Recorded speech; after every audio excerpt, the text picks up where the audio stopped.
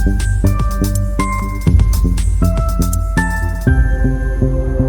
Viewers, நான் உங்கள் meal எல்லாரும் எப்படி இருக்கீங்க?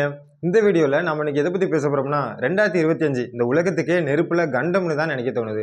ஏன்னா இந்த வருடம் ஆரம்பத்தில் அமெரிக்காவில் முக்கிய நகரமான லாஸ் ஏஞ்சல்ஸ் பகுதியில் பெரிய அளவு காட்டுத்தீ பரவுச்சு.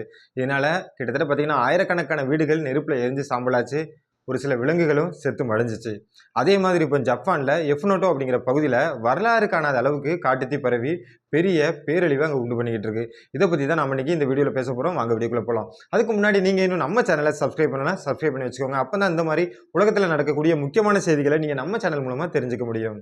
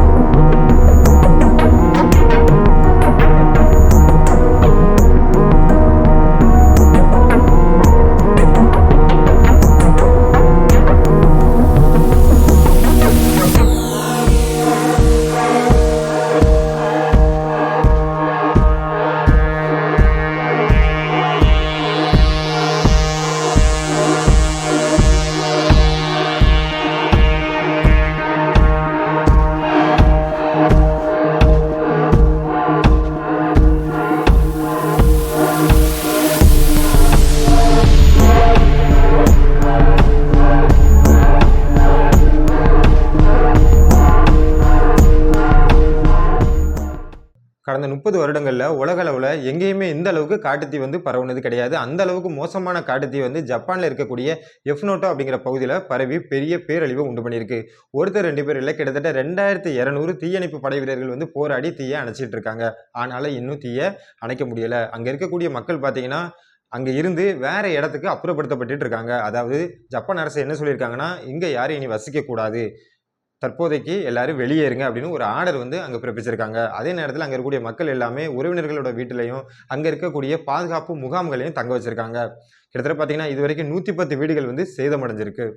கடந்த 3 தினங்களா தீயணைப்பு படை வீரர்கள் வந்து அந்த நெருப்ப போராடி அணைச்சிட்டு தான் இருக்காங்க. ஆனா, இன்னும் அணைக்க முடியல. அதாவது நீரை ஊத்தி அணைக்கிறாங்க. ஆனா, மறுபடியும் ஒரு இடத்துல தீ வந்து பிடிக்குது. ஏன்னா, காடுகளோட பரப்பு வந்து பெரிய அளவுல அங்க இருக்குது. கிட்டத்தட்ட பார்த்தீங்கன்னா, 6000 ஏக்கர் நிலப்பரப்பு, வனப்பரப்பு வந்து எரிஞ்சு சாம்பல் ஆயிட்டுன்னு சொல்றாங்க.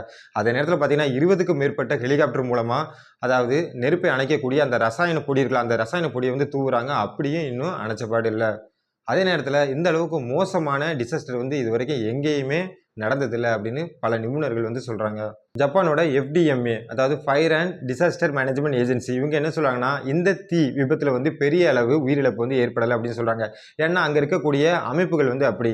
ஏன்னா நம்ம ஊர்ல இருக்க மாதிரியோ இல்ல அமெரிக்கால இருக்கிற மாதிரியோ வீடுகளை வந்து, அதாவது காடுகள் இல்ல மலை பிரதேசங்களை ஒட்டி வந்து மக்கள் கட்ட மாட்டாங்க. அதாவது காட்டுல தீ பரவுச்சுனாலும் அந்த வீடுகளுக்கும் அங்க இருக்கக்கூடிய மக்களுக்கு வந்து பெரிய அளவு சேதம் இருக்காத மாதிரி தான், அதாவது அந்த கட்டிடம் எல்லாமே வடிவமைக்கப்பட்டு கட்டியிருக்காங்க. அதே மாதிரி பார்த்தீங்கன்னா, நிலநடுக்கம் உண்டாச்சுன்னு வச்சுக்கோங்களேன். இப்போ மற்ற நாடுகள்ல நிலநடுக்கம் உண்டாச்சுன்னா வீடுகள் எல்லாமே சரிஞ்சு கீழே விழுந்துரும். ஆனா ஜப்பானை பொறுத்தவரை வீடுகள் வந்து அவ்வளோ ஈஸியா சரிஞ்சு விழாது. ஏன்னா ஃப்ளெக்சிபிளான மெட்டீரியலை வந்து அந்த ஃபவுண்டேஷன்ல வச்சு தான் கட்டியிருப்பாங்க. ஸோ இந்த மாதிரி வீடுகளை கட்டச் சொல்லி அங்க இருக்கக்கூடிய ஜப்பான் அரசு வந்து ஒரு சில நிபந்தனைகள் மற்றும் விதிமுறைகளை வந்து இதுக்குன்னு ஒதுக்கி கொடுத்துருக்காங்க. தீ விபத்து உருவாகின அந்த அஃப்னோட்டோ அப்படிங்கிற பகுதி வந்து ஜப்பானோட தலைநகர டோக்கியோல இருந்து வெகு தொலைவில் இருக்கு. அதே நேரத்துல ஜப்பான்ல உள்ள இந்த அஃப்னோட்டோ அப்படிங்கிற பகுதியில ஜனவரி, பிப்ரவரி, மார்ச் மாதம் பார்த்தீங்கன்னா, வறண்ட வானிலை நிலவக்கூடிய காலமா. அதாவது மழைப்பொழிவு வந்து ரொம்ப கம்மியா இருக்குமா. நார்மலா அங்க 41 மில்லிமீட்டர் மழைப்பொழிவு பெய்யுமா. ஆனா இந்த டைம்ல, இந்த வருடம் 2025ல ஜனவரி, பிப்ரவரி, மார்ச் கம்பேர் பண்ணி பார்க்கும்போது 2.5 மில்லிமீட்டர் மழை தான் பெஞ்சிருக்காம். அங்க வறண்ட வானிலை வந்து ரொம்ப மோசமாவே நிகழுதுன்னு சொல்றாங்க. அதாவது இன்னும் அதிகமா அங்க வெப்பநிலை வந்து அதிகரிக்கக்கூடுமா. அதனால இதே மாரி அடுத்த வருடங்கள் கூட வெப்பநிலை அதிகமாகும்போது நெருப்பு, இந்த காட்டுத்தீ பரவுறதுக்கு வந்து வாய்ப்பு இருக்குன்னு சொல்லப்படுது. அதே மாதிரி உலக அளவிலையும் இந்த வெப்பநிலை வந்து பெரிய அளவு மாறுபாட்டை உண்டு பண்ணுன்னு அறிவியல் நிபுணர்கள் வந்து சொல்றாங்க. ஜப்பான் நாட்டு பிரதமர் வந்து சமீபத்துல ஒரு பேட்டி அளிச்சிருக்காரு. அதுல அவர் என்ன சொல்லியிருக்காரு அப்படின்னு பார்த்தீங்கன்னா, தீ அணைக்க தீயணைப்பு படை வீரர்கள் வந்து போராடி அணைச்சிட்டு தான் இருக்காங்க. ஆனாலும் நெருப்பு அணைஞ்ச மாதிரி இல்ல. காட்டுத்தீ வந்து பரவி அங்கேயும் இங்கேயும் தாறுமாறா போயிட்டு இருக்கு. எங்களால ஒண்ணுமே பண்ண முடியல. ஆனா சீக்கிரமே இந்த நெருப்பு அணைச்சு ஒரு கட்டுக்குள்ள கொண்டு வந்துரும் அப்படின்னு சொல்லியிருக்காரு. அதே நேரத்துல இதுக்கு முக்கிய காரணம் என்ன அப்படின்னு அங்க இருக்கக்கூடிய அரசியல் நிபுணர்கள் சொல்றாங்கன்னா, அதாவது கிளைமேட் சேஞ்ச், பருவநிலை மாற்றம் தான். காலநிலை மாற்றமடைஞ்சு போயிட்டே இருக்கு. குளோபல் வார்மிங், பூமி வந்து வெப்பமடையுது. இதுதான் ஒரு பெரிய ரீசனா இருக்குன்னு சொல்றாங்க. நாம கூட இந்த குளோபல் வார்மிங், அதாவது கிளைமேட் சேஞ்ச் பத்தி நிறைய வீடியோல பேசிட்டோம். ஸோ கரியமில வாயு நம்ம எந்த அளவுக்கு நிலக்கரி, பெட்ரோல், டீசல் இந்த மாதிரி எரிபொருள் வந்து பயன்படுத்துறோமோ அதை பொறுத்து பூமியோட வெப்பநிலை வந்து நாளுக்கு நாள் அதிகமாயிட்டே போகுது. ஸோ அதனால தான் மழை பெய்யுற நேரத்துல பெய்ய மாட்டுக்கு. அப்படியே பெஞ்சாலும் ரொம்ப எதிர்பார்த்ததை விட அதிகமா பெய்யுது. அதே மாரி வறண்ட காலநிலை காலங்கள்ல பார்த்தீங்கன்னா, அதாவது கோடை காலங்கள்ல வெப்பநிலை வந்து நார்மலா இருக்கிறத விட பல மடங்கு அதிகமாகுது. ஸோ வெப்பநிலை அதிகமாகுறதுனால தான் இந்த மாரி காட்டுத்தீ வந்து தன்னால உருவாகி பெரிய அளவு பெரிய சேதத்தை வந்து உண்டு பண்ணுதுன்னே சொல்லலாம். அப்புறம் பார்த்தீங்கன்னா, இன்னும் ஒரு சில மக்கள் என்ன சொல்றாங்கன்னா, நேத்து கூட நாம ஒரு வீடியோல பேசியிருந்தோம். அதாவது டூம்ஸ்டே அப்படிங்கிற மீன் வந்து கடற்கரை ஓரமா கரை ஒதுங்கிச்சுன்னா, அந்த உலகம் வந்து ஒரு பெரிய பேரழிவை சந்திக்கும் அப்படிங்கிற விஷயம் தான். ஜப்பான் நாட்டு மக்கள் வந்து இதுல ரொம்பவே நம்பிக்கை வச்சிருக்காங்க. அதாவது டூம்ஸ்டே மீன் வந்து கரை ஒதுங்கிச்சுன்னா, கண்டிப்பா அந்த உலகம் வந்து ஒரு பெரிய பேரழிவை சந்திக்கும். அதே மாரி அந்த மீன் கரை ஒதுங்கி கொஞ்ச நாள்ல ஜப்பான்ல இந்த மாரி ஒரு பெரிய பேரழிவு காட்டுத்தீ வந்து பரவியிருக்கு. அதனால அந்த மக்களோட நம்பிக்கை வந்து இன்னும் அதிகமாயிருக்குன்னே சொல்லலாம். மக்களே இந்த கண்டென்ட்ட பொறுத்தவரைக்கும் பார்த்தீங்கன்னா, இந்த மாதிரி காட்டுத்தீ பரவுறதுக்கு முக்கிய காரணம் குளோபல் வார்மிங் தான். அதாவது நாம நிலக்கரி, பெட்ரோல், டீசல் இதோட பயன்பாட்டை கம்மி பண்ணிட்டு, அதாவது அல்டர்னேட்டா வேற ஒரு சோர்ஸை வந்து எனர்ஜியா நம்ம பயன்படுத்தணும். அதே நேரத்தில் பார்த்தீங்கன்னா, காடுகளை அழிக்கக்கூடாது. நிறைய மரங்களை, செடி கொடிகளை வந்து வளர்க்கணும். ஓகே வியூவர்ஸ், நாம இன்னைக்கு இந்த வீடியோ எண்டுக்கு வந்துட்டோம். நெக்ஸ்ட் இதே மாதிரி வேற ஒரு டாபிக்ல நான் உங்களை மீட் பண்றேன். Take care. பாய்.